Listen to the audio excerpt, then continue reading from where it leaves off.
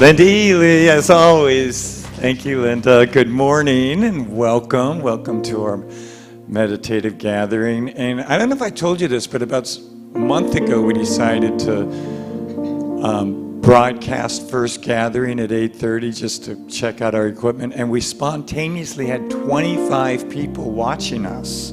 And we had never advertised it. So we're live. We're live, we're broadcasting, so no cussing allowed in First Gathering anymore. So welcome you who join us online. We're glad that you're with us, that you're partaking in the experience of spiritual community this morning.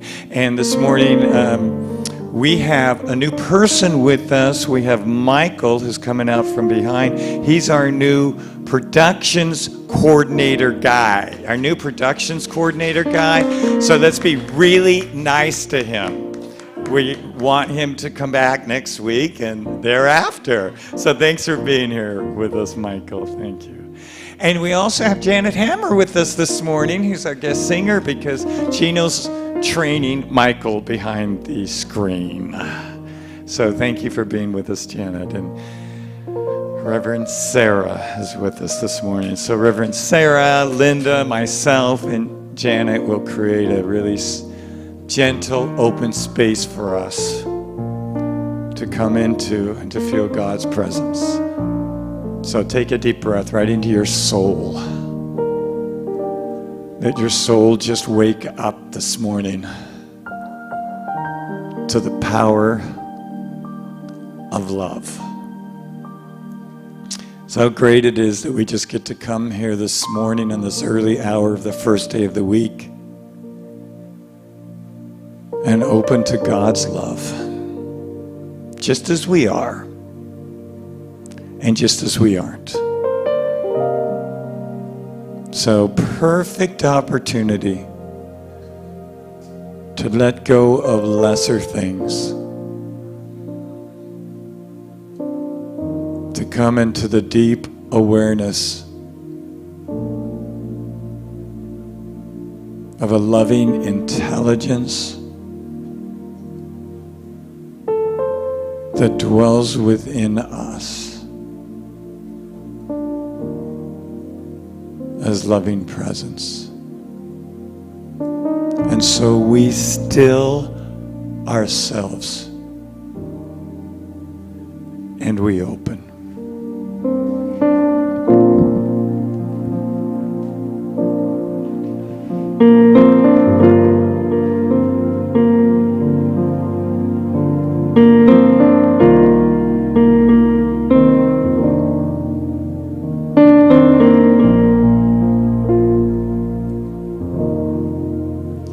Be still and know that I am God. Be still and know that I am. Be still and know that I am God. Be still and know. Sing that with me. Be still and know that I am God. Be still and know that I am. Be still and know that I am God. Be still and know.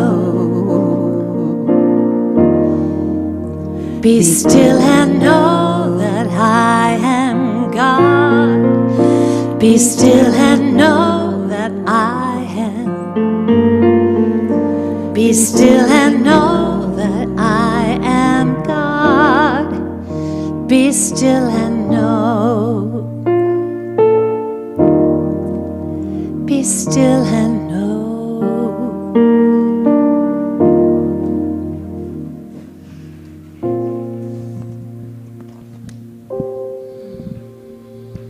And so continuing in this space of stillness and knowingness, I let my awareness be saturated with the awakening to greater and greater experiences of the infinite, knowing that that is the experience for all of us here, that there is a greater expanded awareness of God as us, as love, loving us. as light shining through us, as divine purpose and divine right action moving through us, divine wisdom guiding us. So I know that this experience is always present, and it's always present now in the moment. So I know it's present with Rev Kevin as he's sharing his wisdom and love and awakening. It's present for Janet and Linda and Michael and Gino and Bob and Al and all the different unique ways that the divine light shines through each of us. It's present right here and now through each of us here, in person and online. How good it is to be in this moment together, expanding and awakening to experiences of divine love, right as it can be, only through us. And so I say yes, thank you.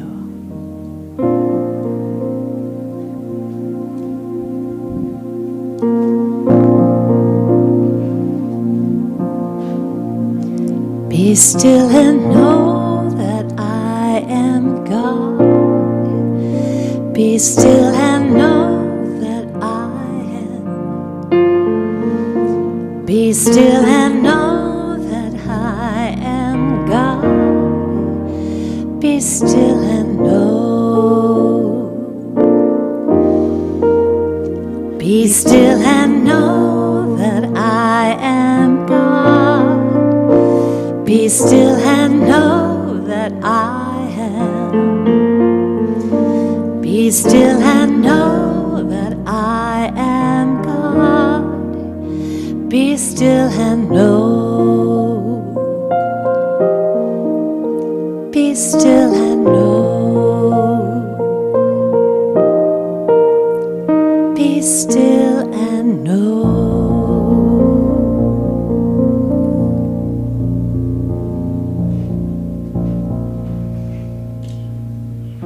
So our reading this morning is from Ernest Holmes, the founder of Science of Mind and Spirit. He writes,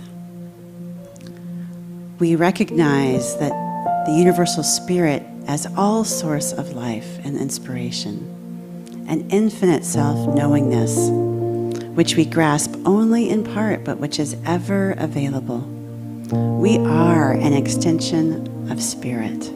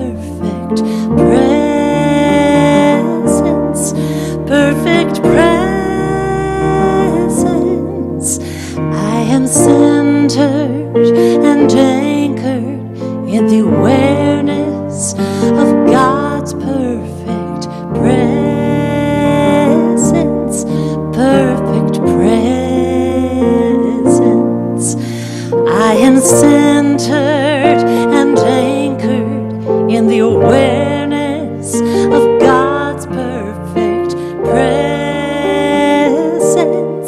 Perfect presence. I am centered and anchored in the awareness of God's perfect presence. Perfect presence. Here I stand. Here I trust. There's a plan for all of us.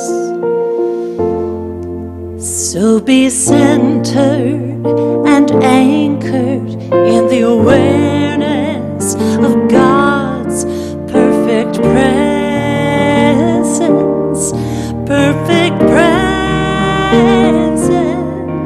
Be centered and anchored in the awareness of God's perfect presence. Perfect presence.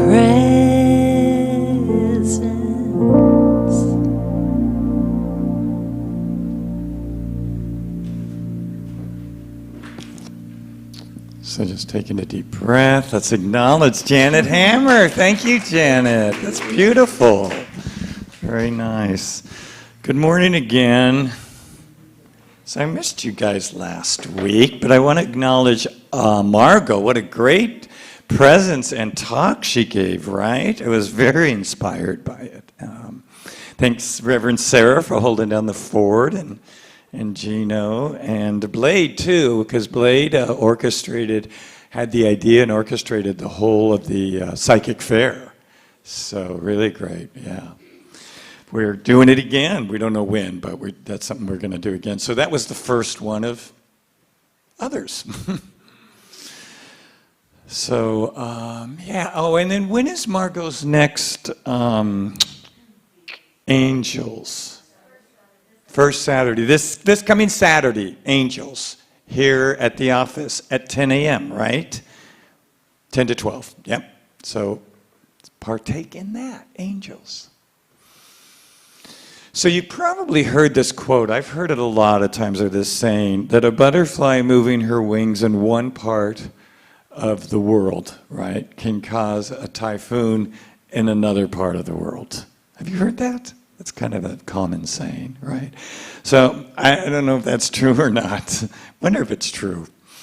But I think what it points to is how the smallest of acts can have huge ramifications in another part of the world, in a universe that is so deeply interconnected. That's what this saying addresses. That we're so interconnected with each other. To be alive is to be in relationship with everything. Think about that. To be alive is to be in relationship with everything. A few weeks ago, I talked about how all of us have the same origins, right? That initial explosion of first light that scientists call the Big Bang, right? But from that gathering of energy, that explosive light, it's almost as God said at that moment, let there be light. The first words out of God's mouth, let there be light. So we all have the same origins, and that addresses in one way our interconnectedness. So there's this book that I'm reading that talks about the Big Bang Theory, The Universe Story, which is a phenomenal book by two scientists, Brian Swim and Thomas Berry. So at the beginning of the book, they pose a question. And the question they pose is this: how could a field of mountain wild flowers, imagine a field of mountain wild flowers,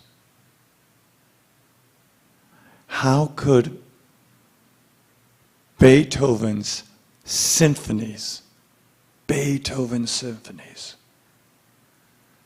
how could a mother's love for her babe all originate from the original first explosive light? I mean, think about that. What started it all was a burst of light. 14 billion years later, we have flowers.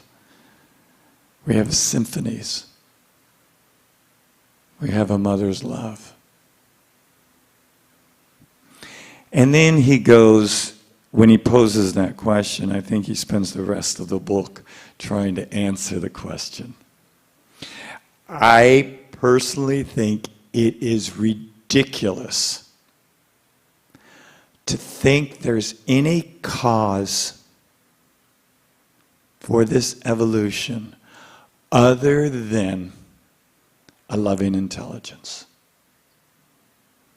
I cannot fathom it being coincidence or random or happenstance, but that there is a loving intelligence guiding and sustaining this process of evolution that brings us today here with each other. Ernest Holmes says this, fascinating. Ernest Holmes, the founder of Science of Mind and Spirit, says this: evolution does not create intelligence. Intelligence is projecting evolution. Evolution isn't creating intelligence. Intelligence is projecting evolution. So what Ernest Holmes says again and again, and even scientists say, what's true of the universal, the whole evolution of everything, is also true of the individual. So it is true to say that just as a divine intelligence or loving intelligence is guiding the evolution of all things to create flowers and music masterpieces and love from a fiery explosion, so too this loving presence, this loving intelligence is unfolding as our lives. So the fact that you're here at all, the fact that you experience synchronicity in your life, is an indication of this loving presence. So last night I was cutting a lemon, and I cut myself. And it was bleeding quite a bit. But what I knew is that it was going to heal. I'm not going to heal it. What I did do to protect the healing, I put a Band-Aid on it. But that's all I have to do. Because there's an intelligence in my body that moves towards the experience of healing. That's true for a cut. That's true for any way that we feel injured or not enough. So I'm really enjoying reading this book.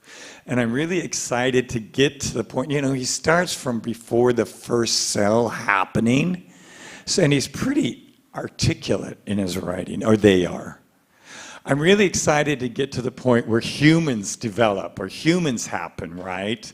I'm almost halfway into the book and he's still talking about these original cells. And what he's also talking about is how many false starts life had on the planet.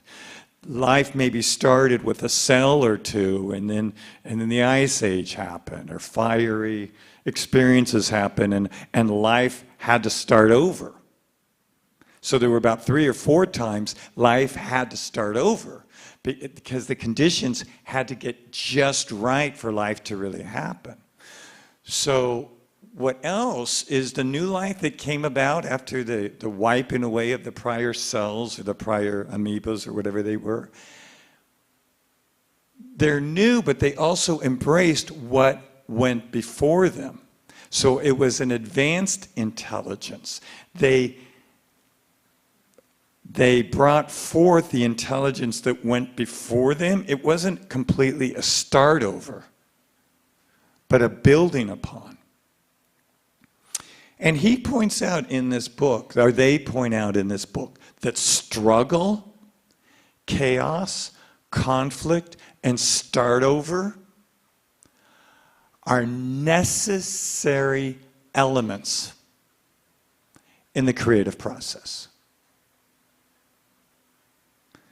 Struggle, start over, chaos, dying out are necessary parts of the creative process. So as I'm reading this last week, I became aware of a relationship in which there was a lot of struggle and conflict and chaos. And you know, no one wants that. I mean, most of us don't choose those experiences in a relationship. And it was happening. You know, and I was really with the process. I remember reading what he wrote in the book about how struggle and chaos and start over are necessary parts of the process. So I was considering the conflict in a particular relationship. And I'm like, okay, this is telling me one of 2 things. It's telling me it's time, possibly, to release a relationship, which it wasn't, but that's certainly one option that we have. There's another option, and that is to see the conflict and the struggle and the chaos as a necessary part of what needs to happen in the relationship for the relationship to evolve and to grow. So sometimes in our relationships with each other, or sometimes in our lives, we experience conflict and struggle and chaos, you know. But I'm having an awareness that when we experience those things, they're simply a call for us to grow into larger consciousness, a greater love, a greater holding, a greater energy, a greater awareness. That we're outgrowing the consciousness that maintained the original state of things. And through the struggle and chaos, there's a call for a greater experience. That makes sense? It seems like it's the way of the world.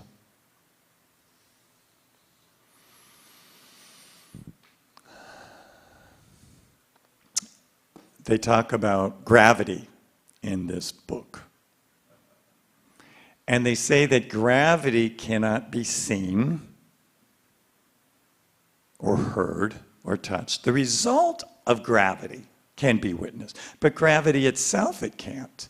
And they say, Brian and Thomas in this book say that gravity, the concept of gravity is an abstract hypothesis.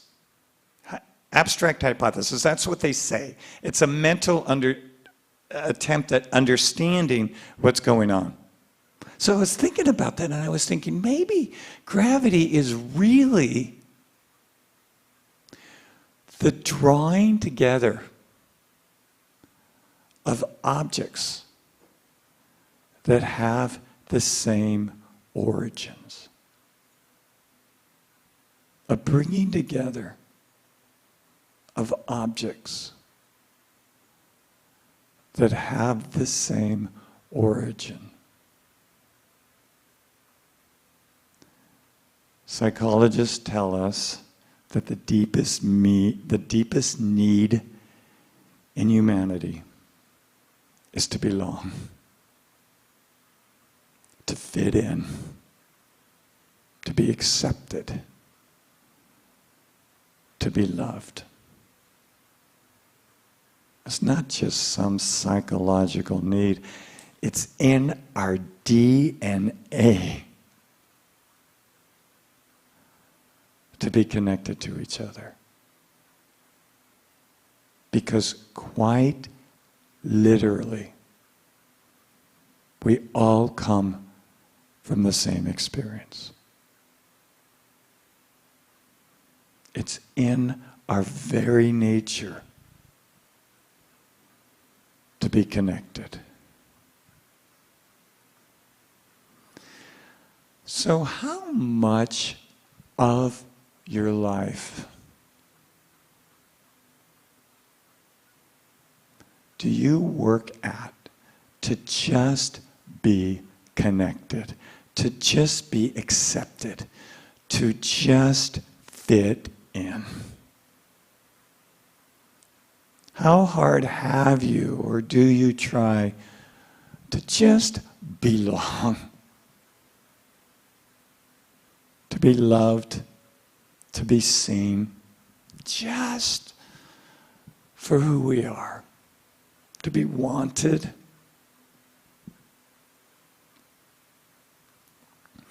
So imagine that for a small child, right? Where a small child wants to be loved and seen and heard and accepted and fit in. And imagine him or her having an experience that maybe like you had growing up, where you didn't feel loved or accepted or like you fit in.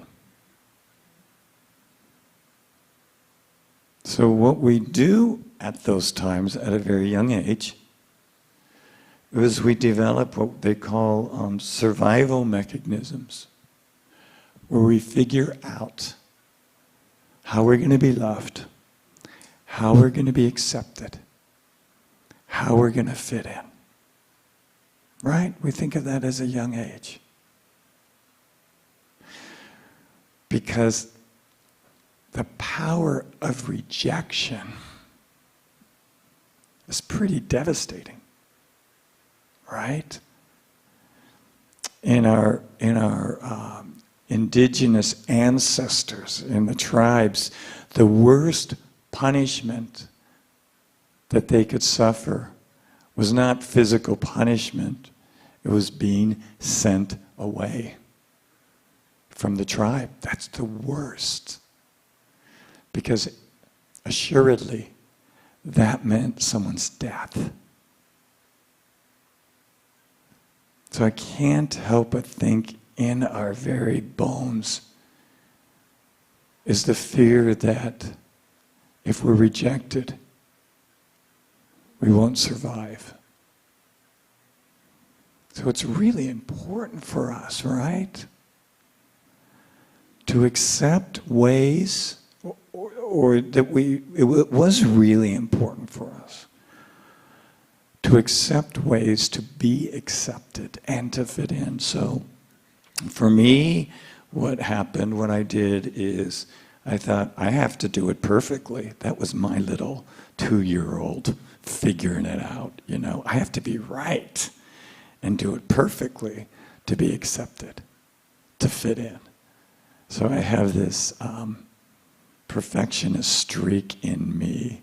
I have it in myself and expect it of others. And if you've not experienced that from me, you will.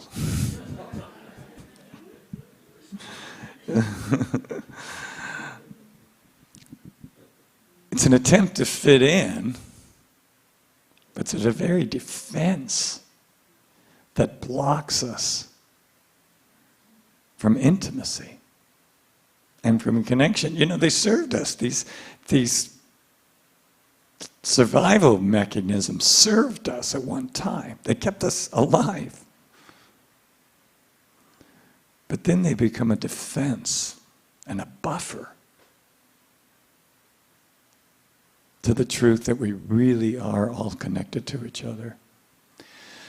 So does someone want to be brave enough to share maybe what your game is to fit in? And I won't repeat your name.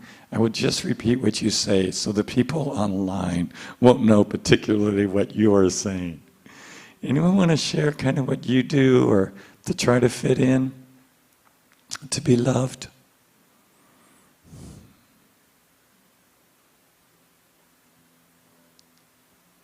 Yes. How do you want to be liked? What do you do? I become very amenable to situations. Very amenable to situations. In your wanting to be liked, you're very amenable. So maybe your voice gets silenced. Is that? So then what happens is who she is or her voice gets silenced because she's forsaking that to fit in and to be liked. Good. Great example. Great example. Anyone else?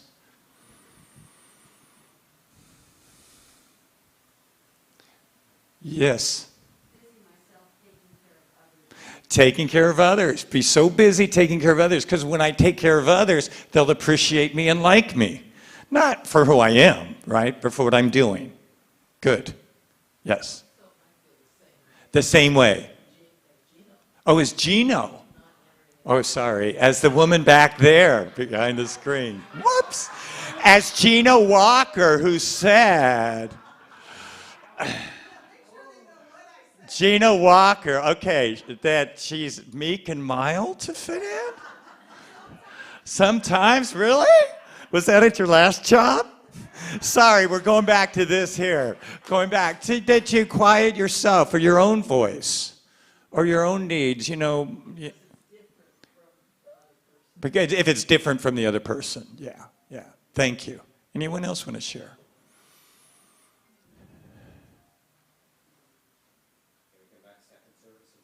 Yeah, come back second. Yeah. So this is just to get the thank you for sharing us.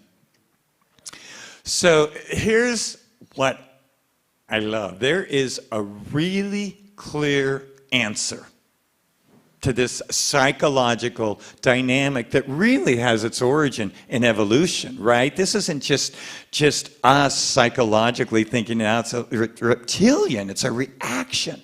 It's about survival. It's a whole 14 billion years of organisms doing what they need to do to adapt so they would survive. So this dynamic that's going on in you has been going on for 14 billion years in the universe. It's adapted to be accepted to survive. So here's the answer to this deep-seated dynamic. It's spirituality. You know that because you're here. It's spirituality. It's an awareness that we're connected to each other,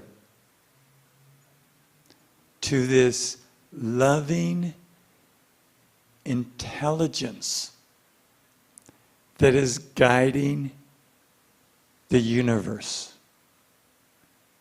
We're not just connected to it. It dwells within us as an intimate presence. So, you know, sometimes this blows me away when I really think about it.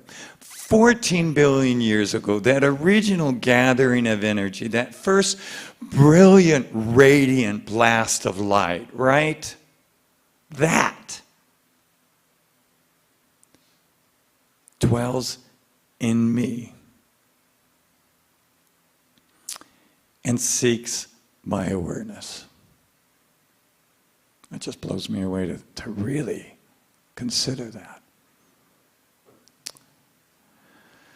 So I'm going to read something from the universe story in a minute that sounds just like Ernest Holmes.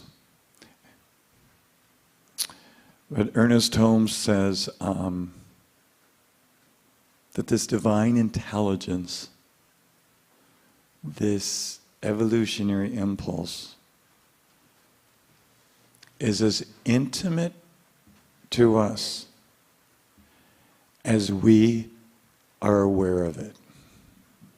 It's as intimate to us as we become aware to it. So before I read this piece, I want to invite you to do a couple things. Look at any conflict or any struggle or any chaos in your life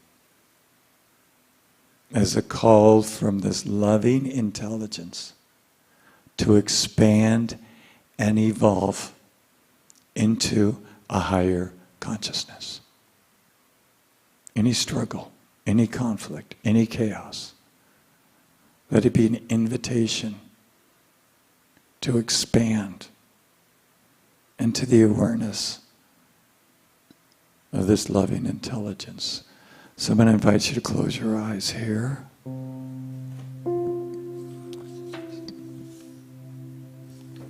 Take a deep breath. Just settle into yourself.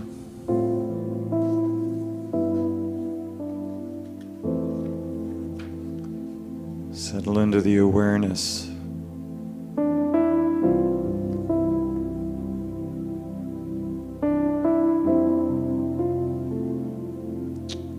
So, reading from the universe story.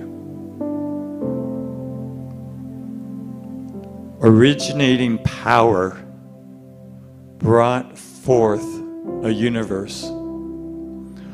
All the energy that would ever exist in the entire course of time erupted as a brilliant radiance, as a gift of existence. If in the future the stars would blaze and the lizards would blink in their light, these actions would be empowered by the same one energy that flared forth at the dawn of time. There is never a place in the universe that is separate from this power. Everything and every being has its roots in this brilliance.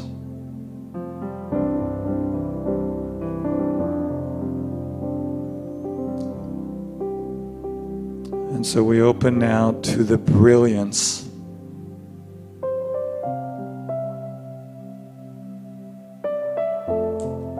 we open to loving intelligence.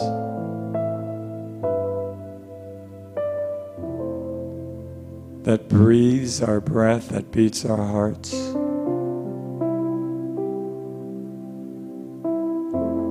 And we call forth this energy to make itself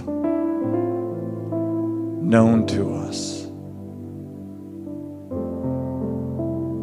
We call forth for the guidance and the courage to awaken to the brilliance of light within us.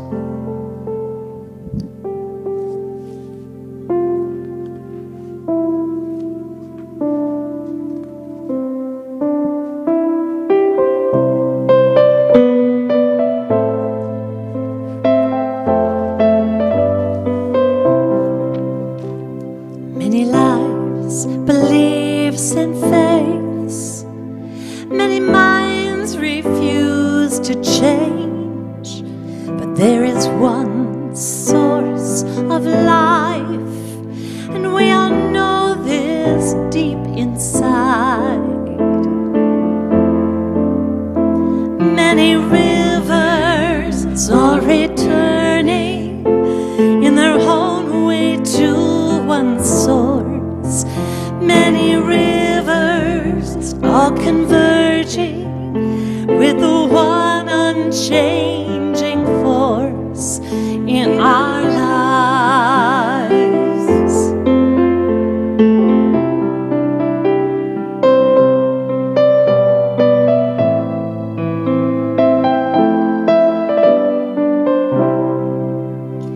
Many souls upon the earth, many lives, many hurts, but there is one force we all feel. There's one love that will heal. Many rivers are returning in their own way to one source. Many rivers all converging with the own unchanging force in our lives.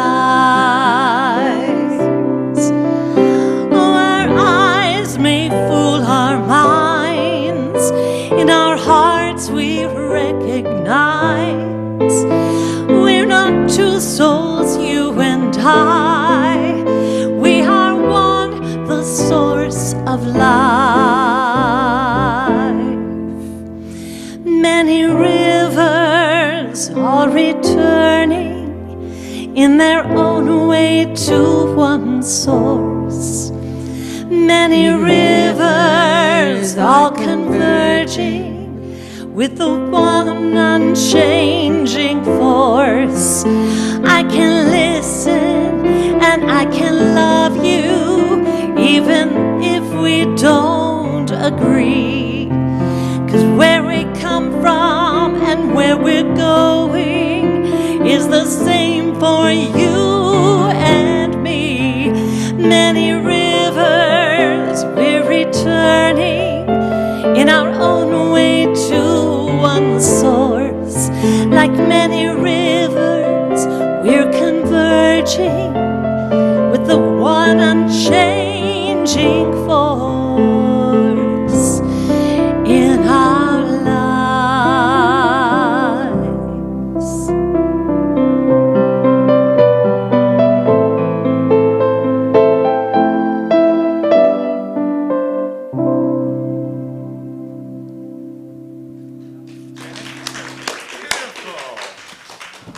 Yeah, that really fit that talk. Thank you very much, Janet.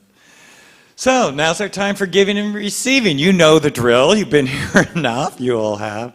But I want to just take a moment and thank you for your support. Thank you for the many ways that you support us financially, your presence here, whatever you do to support our center. Thank you. I'm going to invite you to place your hands over your heart and take a moment and just acknowledge yourself for the ways that you give out. Acknowledge yourself for the ways that you make a difference,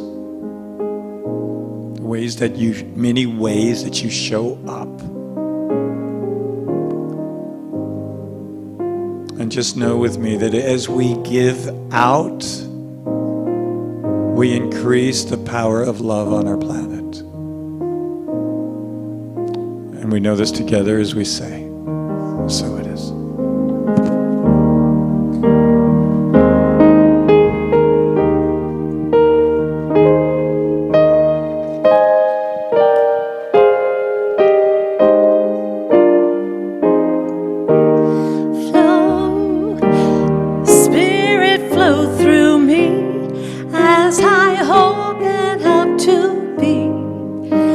Expression of your unfolding peace.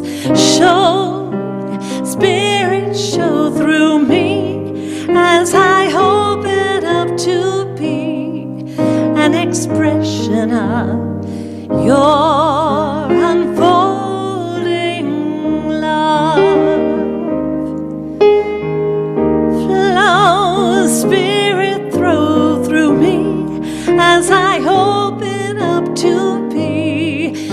an expression of your unfolding peace.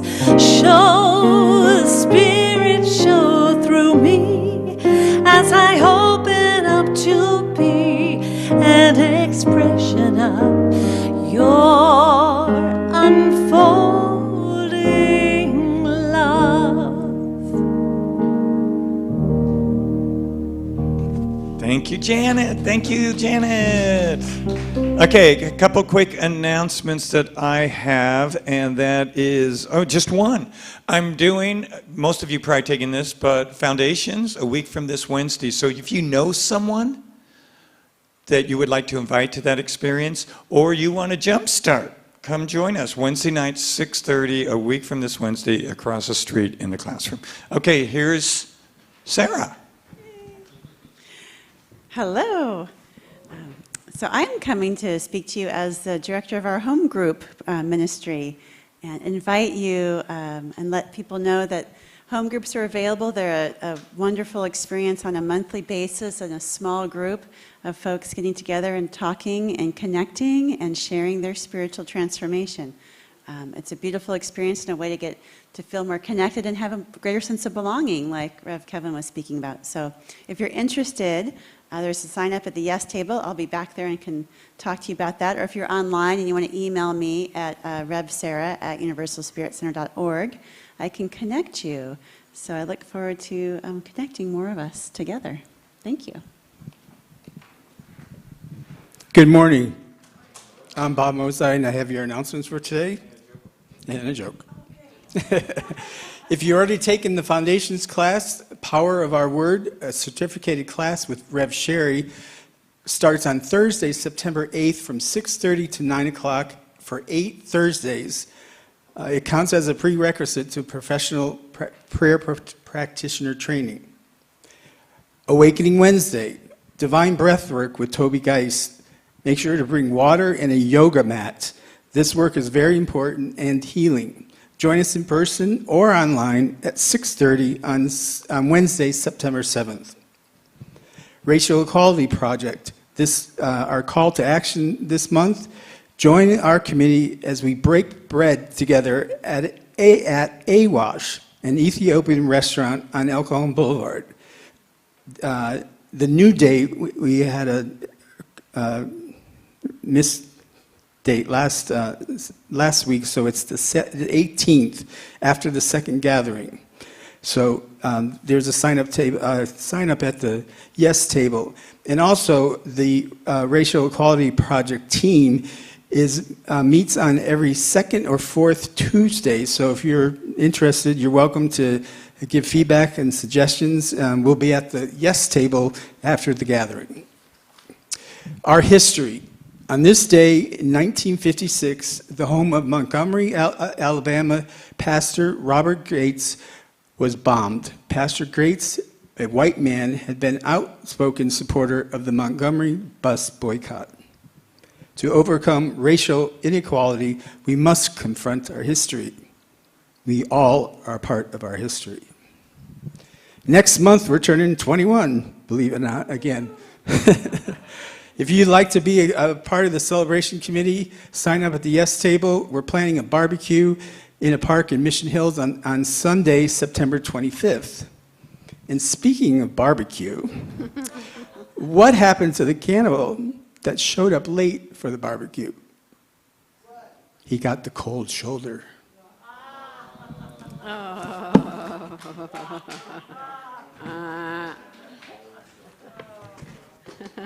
Let's pray. So I invite you to stand. I invite you to place your hands over your heart. And just take a moment and feel presence. Feel an energy within you, a love, a being, a flow, an opening, an awakening. And just feel into divine arms that surround you and that guide you. So here's what I know. I know that in our time together that we experience love.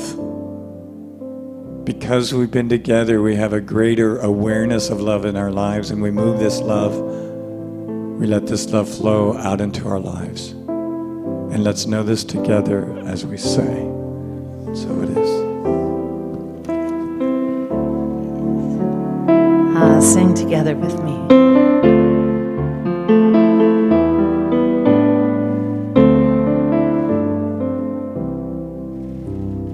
Blessed always, blessed always, for the arms of God surround us. Let our joy be so triumphant that we rest in God and say amen. Let's sing that again. Blessed always, blessed always, for the arms of God surround us. Let our joy be so triumphant that we rest in God and say amen.